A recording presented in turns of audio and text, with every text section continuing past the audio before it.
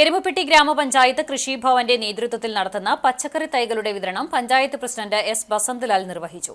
സമഗ്ര പച്ചക്കറി ഉൽപാദന യജ്ഞത്തിന്റെ ഭാഗമായി ജനകീയ ആസൂത്രണ പദ്ധതിയിൽ ഉൾപ്പെടുത്തി പച്ചക്കറി തൈകളുടെ ആദ്യഘട്ട വിതരണമാണ് നടന്നത്. ഗ്രാമപഞ്ചായത്ത് അംഗം ഇ.എസ്. സുരേഷ് അധ്യക്ഷത വഹിച്ചു. Block panchayat standing committee chairperson Pushpa Radhakrishnan, ഗ്രാമപഞ്ചായത്ത് അംഗം എം കെ ജോസ്, കൃഷി officer A V Vijitha, assistant കൃഷി ഓഫീസർ എൻ വി രജനി എന്നിവർ സംസാരിച്ചു.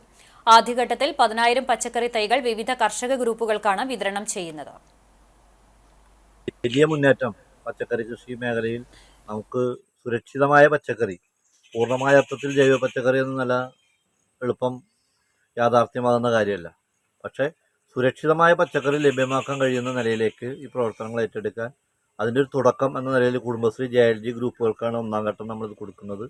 ഏകദേശം 10,000 തൈകൾ ഇപ്പോൾ സജ്ജായി കഴിഞ്ഞു.